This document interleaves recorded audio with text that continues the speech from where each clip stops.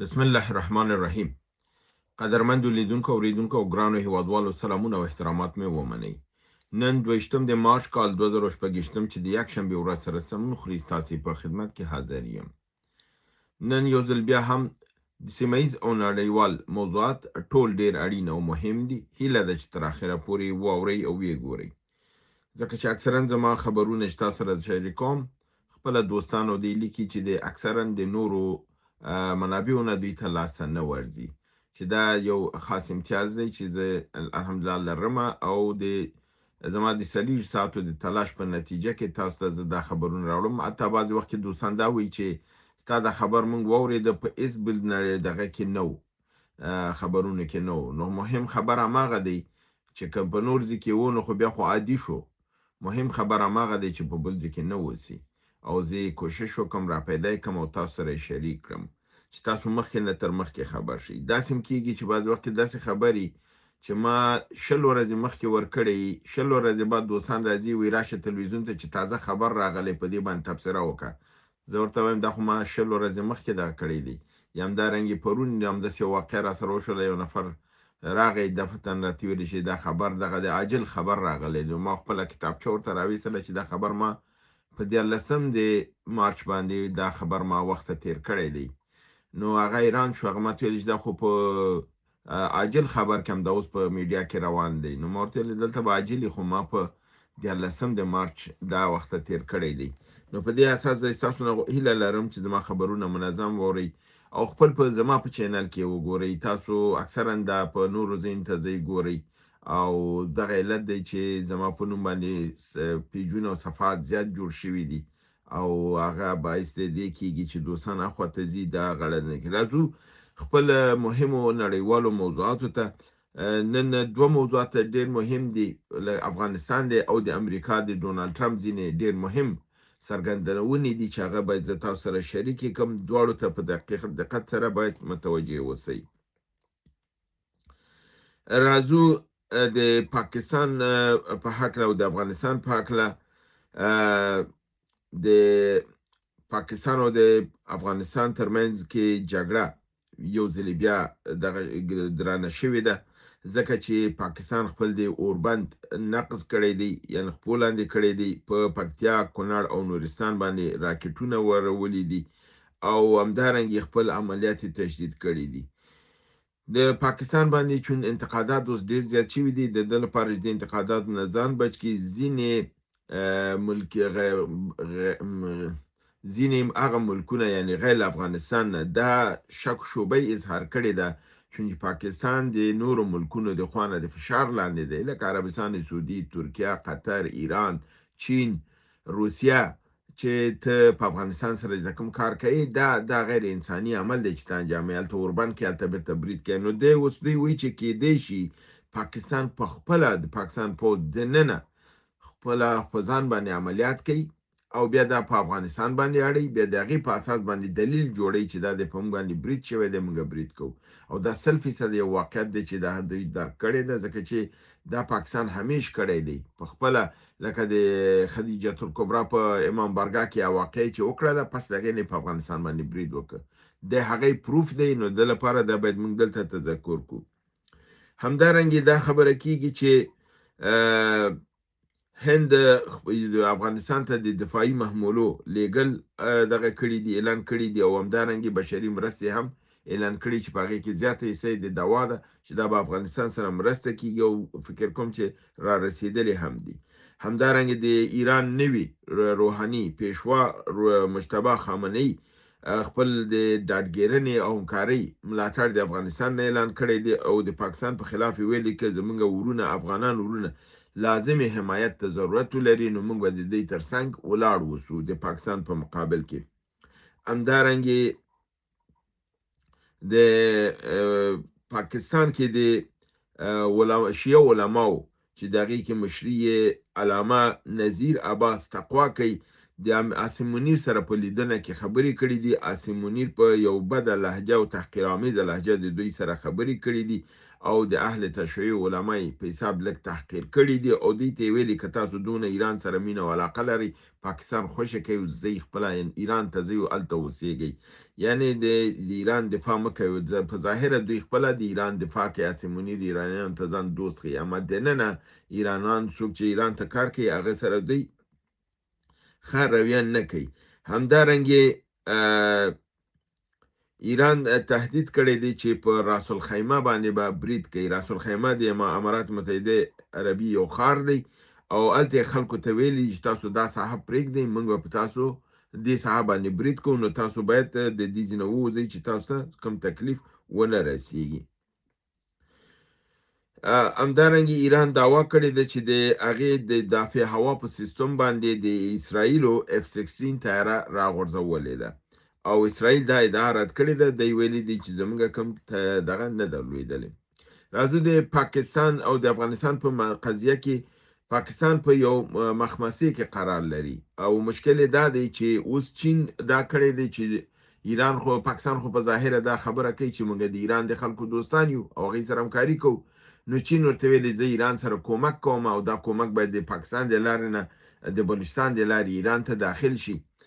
او ایران اوس پاکستان دا منې کولی نشي. که دا نه منې کوي او چین د ایران سره مرسته کوي او د پاکستان د لارې نه کوي نو پاکستان خامخا په ستونزه کې لویږي. په هغه ستونزه دا ده چې امریکا ورته وایي چې ته ما سره یې که د چین سره یې، ته ما سره یې که ته د ایران سره یې، او دا ویلی نشي چې نه زه د ایران او د چین سره نه یم. که دا یې وایي چې زه د ایران او د چین سره یم نو امریکا ورپسې کوتک راخلي او که دا د امریکا خبره مني دلته چین ته نه فاصله اخلي.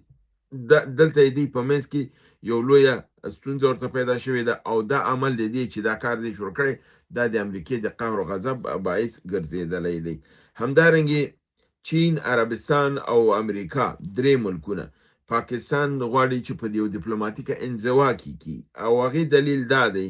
چین د ده بابت نه دا کوي چې وایي ما دې ته د اوربند په هکله د افغانستان سره ویلي چې د په افغانستان باندې بریدونه مه کوه او اوربند وکړه. د زما خبرې ته اعتنا نه ده کړې. په دې اساس باندې غواړي چې د پاکستان نه خپل دغه لرې کړي ځکه چې د اوربند خبره چین ورته کړې وه هغې نه ده منلې. چین په دې بابت نه په غوسه کې دی. همدارنګې د امریکا د ټولو استخباراتي ادارو مشري یعنی د 14 اداراتي ادارو مشري یعنی د هغې دغه کړی دی تولسی ګلبرټ نومیږي. تولسی ګلبرټ ویلي دی چې دا تولسی ګلبرټ د ډایرکټریټ اف نیشنل انټیلیجنس مشره ده. نو دی ویلي دی چې پاکستان میزایلونه او دغه چې دي توغندي چې دي دا یو نړۍ ته خطر دی او دا باید حذف کړلی شي، باید له منځه ویوړل شي. یعنې څنګه چې ایران ته دوی ویلې اوس یې د پاکستان ته شروع کړې ده چې څنګه ما تاسو ته پیشبیني کړې وه چې انشاءالله پس له روژې نه دلته یو پروګرام شته دی چې هغه لا اوس نه دا به شروع کیږي او په پاکستان کې به تاسو وګورئ چې هماغه حالت به لکه څنګه چې ایران کې جوړ کړي. نو دا شروع ده دا د امریکا د 14 استخباراتي ادارو رئیسه ده د نیشنل ډایرکټریټ فار انټیلیجنس چې دی دا د ده تر لاس لاندې دی او ده دا خبره کړې ده. نو دم دا خبره کړې ده، چین هم کړې ده او عربستان سعودي هم ویلي دي چې پاکستان دوه ګونې لوبه لري. دلته زموږ سره دوستي کوي، هلته د ایران سره ملګرتیا کوي او دا مونږ ته قابل د قبول نه دی. دوه ګونه لوبه باید ونه کړي، یا باید مونږ سره یا باید د ایران سره.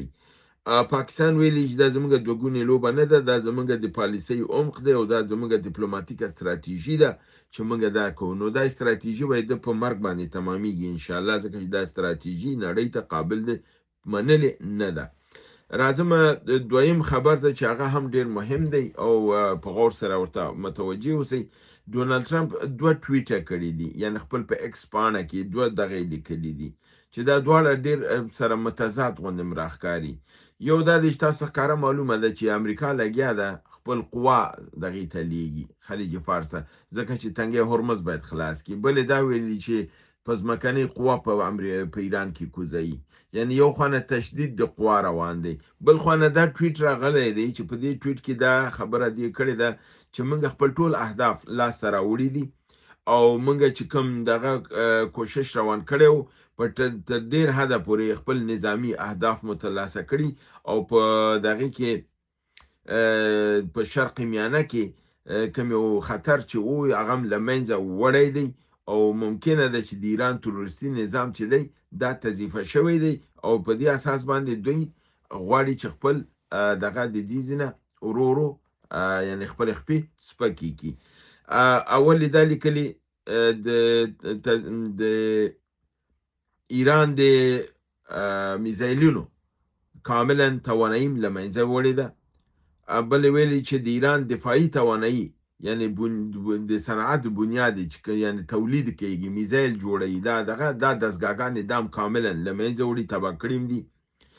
د ایران بحري قوا او د هوایي قوا دام کاملا نابوده کړې ده او په څلورمې لیکلي هیڅکله به اجازه ورنکړو چې ایران د اتومي توانایي ته نږدې شي او زمونږ به همیشه دا موقف وي او نږدې دغه به چې موږ په صورت د ضرورت کې خپل د قواونه په دلته د کار اخلو او دغه که چېرته دوی دوباره اقدام کوي د مخه به نیسو بلې ویلي دي چې خپل حمایت د خپل د ملګرو نه په سیمه کې چې عربستان سعودي شي اسرائیل شي قطر شي امارات متحده شي بحرین کویت او نور نه حمایت به خپل ساتو د تنګي هرمز په حق ویلي دي چې د دې پاسبانی او پولیسنګ په پس له دینه د سیمې د ممالکو په ذریعه به کیږي هغه ملکونه چې د دنه ګټه اوچتای یعنی څوک چې ګټه اخلي هغه دی ولې د ساتنه نه کوي چې مونږ به کوو نو هغه به د ساتنه کوي اما په عین حال کې د غوښتي دي چې مونږ باید د دې ملکونو سره نږدې همکار اوسو لپاره دي چې تنګه د هرمز ډیره مهمه تنګه ده او دا د ساتل ډیر مهم دي مګر هم دا وایي چې دا به اوس ډیر یو اسانه کاری ځکه چې مونږه هغه ایران قوت وهلی دی قوت مرتمد کړی دی او نظامی عملیاتو طاقت مرتد منځ وړی دی دا کار امریکا تمام کړی دی او دې ملکونو ته کوم غټه ستونزه نه ده چې دوی دا سیمه وشي ساتلی بیا په یو بل ټویټ کې خپل دا لیکي چې خطاب کوي اروپایي ټولنو ته په دې کې وایي چې که زمونږ دوستان سر په نامه دوستان وایي سو کالډ فرندز یعنی سر په نامه دوستان د موږ سره د تنګي هرمز په خلاصولو کې کومک ونه کړي نو چې هغه کارم چې موږ ډیر اسانه کړی دی دلته کمزور ته کار نشته دی او ډیر اسانه دی او په ډیر اسانه دی کولی شي چې دغه اهداف ترلاسه کړي یعنی تنګي هرمز ونیسي زه خپل په مخکنی تعهد باندې یو ځل بیا ټینګار کوم که چېرته دوی موږ سره په تنګي هرمز کې همکاري ونه کړي کوم شی چې دا وایي ما د ایران ټول قوت او طاقت ختم کړی دی او دوی کولی شي چې په ډیر اسانه باندې لاړ شي تنګي هرمز ونیسي او محفوظ کړي او دلته کوم دومره ستونزه نه ده یعنی داسې یو احسان په هغې اچوي چې کار ما تمام کړی دی خو بس یعنی حلاله ما کړې ده نور تاسو لاړ شئ د غوښه ویشي دا رقم ته اسانه نیول در حال چې خبره حقیقت خو دا نه دی ایران خو همداوس هم دغه کوي او بل دا ویلي دي چې که چېرته دوی دا کار ونه کړي نو امریکا دغه دی چې خپل د ګرینلینډ غوښتنه وکړي او ګرینلینډ امنیت زموږ د امنیت ملي لپاره اړین دی او موږ به ګرینلینډ غواړو دا باید موږ ته راکړلی شي اوس وایي چې توپ چې دی دا د دغې په جال کې دی د اروپایي ټولنې چې دوی څنګه تصمیم نیسي خو موږ ناتو سره کومک کړی دی په لسیزو باندې مرسته ورسره کړې ده خو دوی په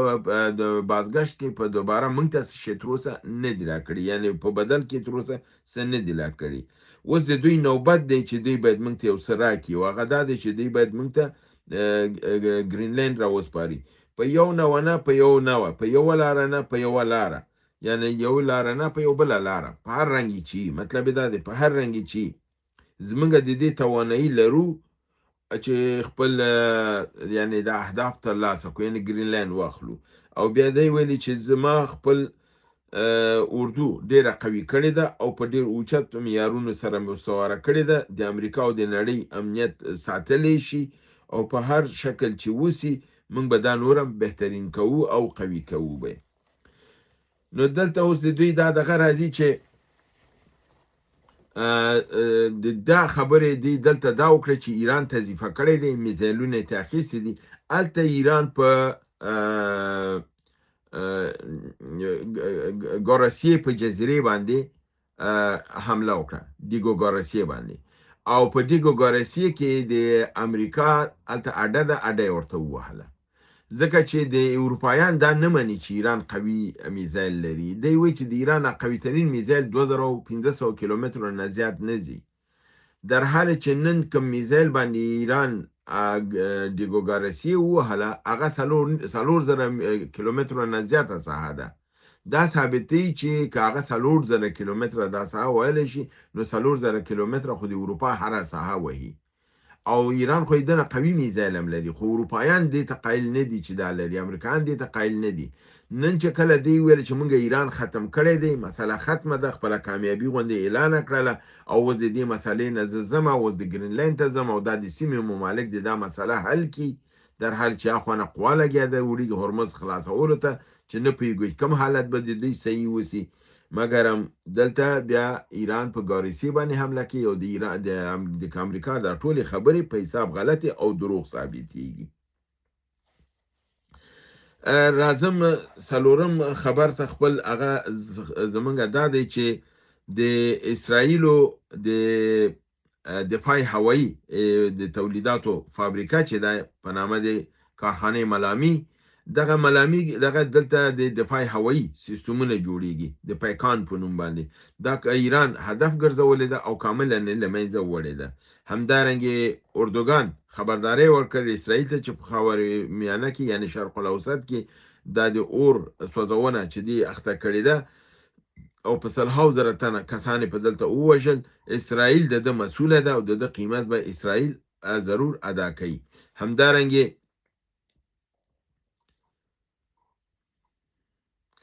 د باوجود د ډونالد ترامپ د احکامو چې باید اردو آمادگی ونیسي لپاره د